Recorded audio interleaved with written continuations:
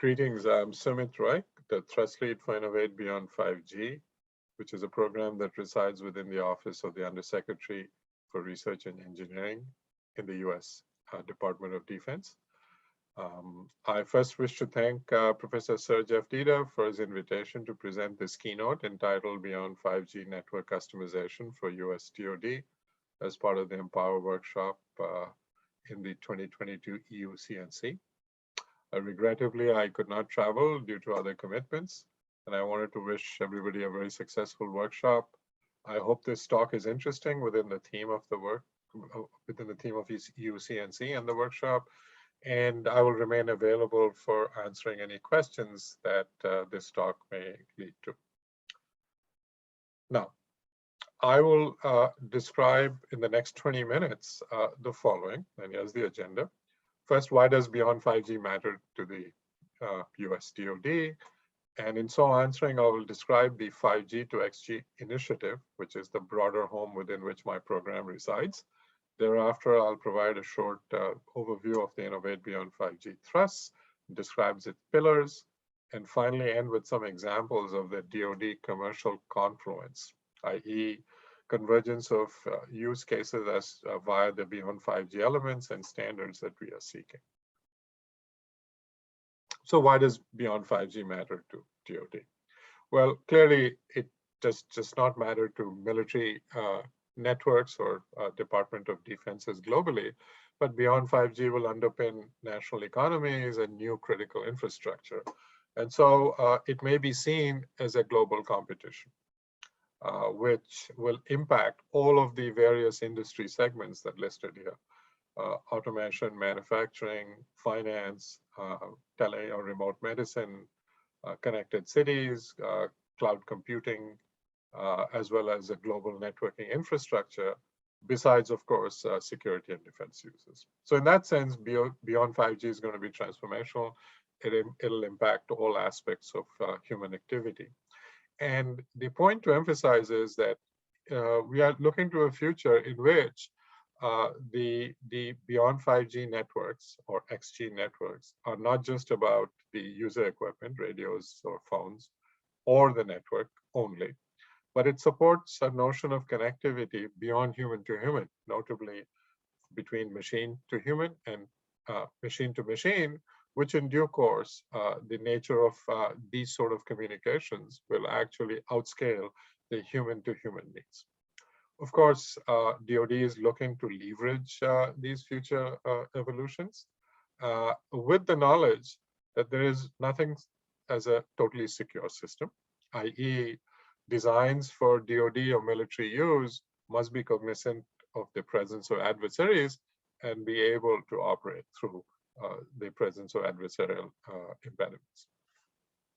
So what are DoD strategies for this evolution from 5G to XG? So firstly, it goes without saying that we are looking to partner with industry, with both the US and global industry upfront, because very obviously that allows DoD to influence at the early stages, at the formative stages, the hardware, software, architecture, standards, and interfaces that will underlie this evolution. This will allow us to utilize the advantages, insert features, adapt these features to the concept of operations or ConOps that we seek, and most importantly, repeating what I just said before, mitigate vulnerabilities or provide us opportunities to operate through adversarial presence. Clearly, collaborative experimentation with our industrial base is the best way forward to achieve this. And as a result, the US DoD has embarked on leveraging the huge orders of magnitude investment by commercial industry, as I will describe next within the 5G to XG initiative. So by and large, US DoD is now being proactive. It will not wait on the sidelines and simply wait for industry to develop those capabilities and then try to retrofit it. Rather, the point is that we will enter, i.e. the US DoD will enter early in the game. As noted from past experience, sometimes commercial industry will not adequately mature or not mature in the timeline of interest to DoD, those use cases that are of most interest to us. So as a result, there are multiple reasons why US DoD must, as is seen, will be seen next, must invest early in this evolutionary phase. So what are the plans that are currently being executed? So as part of the investments within what's called the 5G to XG initiative, we have three sub enterprises. One is called Accelerate, the second is called Operate Through, and the third is the program that I lead, which is Innovate. So the idea of Accelerate is to advance US and partner 5G capabilities by adopting early and hence accelerating the implementation and use of commercial 5G technology, but via experimentation adapted to DoD use cases. So you can think of DoD becoming a private enterprise owner, i.e. as an anchor tenant for some interesting and advanced value-added applications that are aligned with DoD mission-critical usage. And some of these are shown in this slide here. So for example, two of the bases in Albany, Georgia, and in Coronado, in Naval Base Coronado in San Diego, California, logistics, or if logistics efficiency is the focus. The Hill Air Force Base in Salt Lake City is exploring the use of novel dynamic spectrum sharing with commercial 5G. And at Fort Hood, Texas, the use of AR, augmented reality, and virtual reality, or mixed reality in general, for ground combat training is a key focus. So the point is that with some key DoD applications driving the experimentation at scale, DoD helps to help facilitate commoditization of the high-end value chain that is aligned with some of the commercial use cases. So as DoD helps commoditize Open RAN, for example, via open interfaces, which leverages US software excellence. It also looks at Operate Through, various network environments in the presence of adversary or merely when networks are unavailable or congested. And finally, through my program, Innovated 5G and Beyond, it seeks to invest in network fundamentals at all levels of the stack and in various standards-oriented features, so as to reinforce this activity on all fronts via standardization, via interagency agreement, and through international partnerships.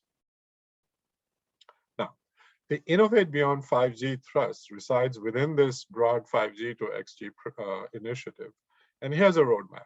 So from the top left to the bottom right, you can think of the journey being one from commercial wireless, i.e. standards compliant, commercially available technology, to what we call XG or beyond 5G mil wireless, whereupon we seek to invest on the top right on various key, what I call thrusts or pillars. So for example, MIMO, but adapted to a much more distributed mobile ad hoc scenarios. The integration of terrestrial and non-terrestrial network components to support a global 5G network, as would be desired by military operations anywhere in the world. The ability to pursue any band, multi-band, and certainly multi-radio technology operations. At all times, they need to be spectrum agile, hence dynamic spectrum access and management techniques. Exploiting the latest advances in terms of network autonomy and intelligence through AI and ML techniques, as well as exploiting the trend towards network softwareization and virtualization. And in so doing, bottom left, we are cognizant of what global standards bodies such as 3GPP is doing in continually evolving 5G to beyond 5G standards. So we track use cases, technology specifications, conduct gap analysis, and ultimately, through our partners, contribute to 3GPP various study items, as well as potential technology features and solutions. So again, another view of Innovate Beyond 5G programmatically from left to right. We will support projects that the goal of these is Firstly, to work with our commercial partners. If you look at the center, and identify those dual use cases for 5G, i.e. what I describe as working on the commercial curve with our commercial partners, and as needed, working off, i.e. with our defense industrial base, i.e. enhancing 5G or even providing custom solutions, particularly those that are needed for our securitized or resilient network needs. We do so while also influencing standards. And finally, we take into account our end users, our services and commanders' end user requirements, and work with our labs to provide outreach. So in short summary, Innovate will enhance core 5G components for DoD concepts of operations. We will take technology starting from TRL levels, technology readiness levels 2 to 3, mature them to TRL 5. We'll seek to actively identify those dual use feature alignments with industry, influence standards, and finally produce value to our end users. A bit of a deeper dive in our technology pillars. These can be binned into these three big buckets. One is, doesn't bear repeating, or does bear repeating, the need for secure and resilient open 5G.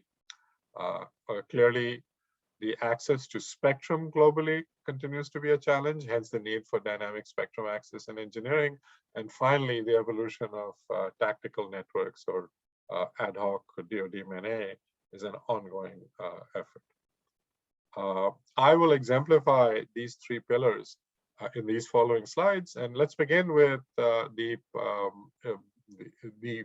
premise that 5G or beyond 5G will increasingly be flexibly designed, disaggregated, and programmable. And hence, 5G network components will look less like the left-hand side traditional block box and more like the right-hand side open programmable, consisting of open programmable and virtualized network components, i.e. the radio units, the DUs, the distributor units, and the CUs, as well as the software pieces that implement the RAN intelligent controllers. Okay. Now, moving from left to right, while as we know has many advantages, as always, there is no free lunch. With the advantages come various other issues that need to be confronted. So,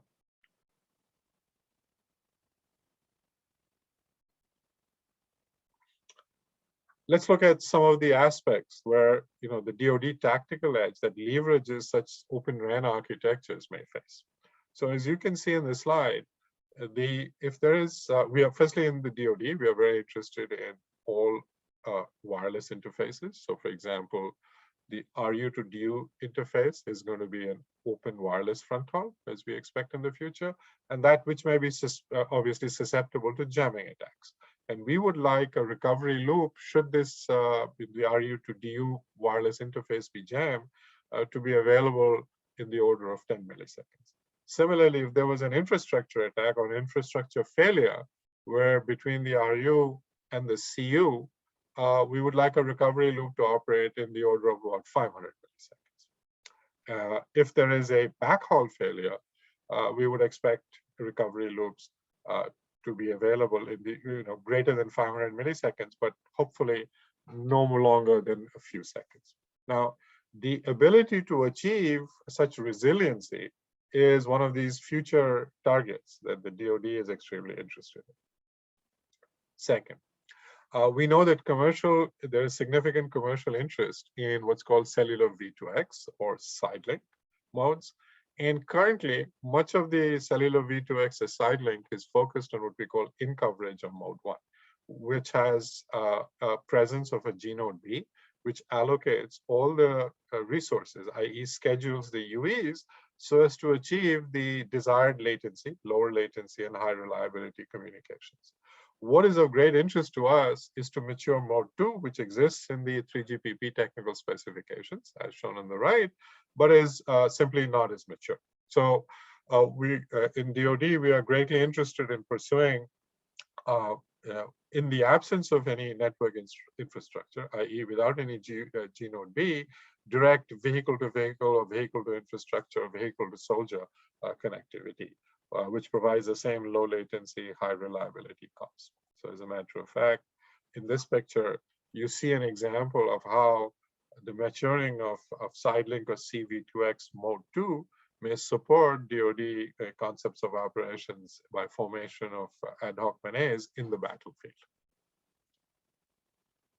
Next, as I mentioned, access to spectrum is globally is always a concern for any military operations, and the sharing, active sharing, management, and automation of this process while operating outside the borders of the US is of great and continuing interest.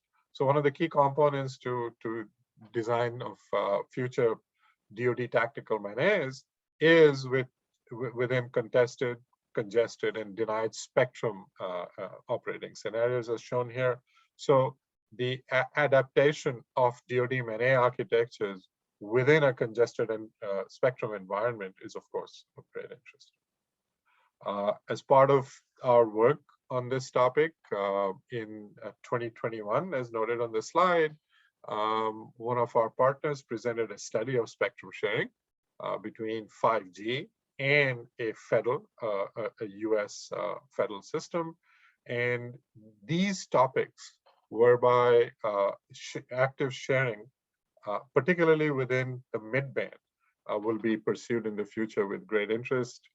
As we have noticed, creating interfaces as well as database architectures whereby information is shared between a federal system, which may have priority, with a commercial 5G system will continue to be explored. I noted before that the Hill Air Force Base experiments in Salt Lake City, Utah, is precisely exploring some of these use cases. We are following clearly the current 3GPP release 18 work, which has just started closely, particularly in the topics of Sidelink on D2D via Mode 2, on integrated access and backhaul, on non-terrestrial, terrestrial integration, and also non-3GPP networks. And we certainly expect to collaborate with US industry partners and provide leadership as well as ideas for standardization in the near future. And finally, I'd like to end by saying that my program is moderating or chairing several working groups within a US-based National Spectrum Consortium, whereby this consortium of US industry partners and US DoD jointly engage to develop ideas for both Sidelink as well as non-terrestrial networks. And also the DoD is an observer for the ATIS Next Year Alliance, and we are looking to contribute to several of their working groups. So with that, I wanted to thank you and look forward to any further questions.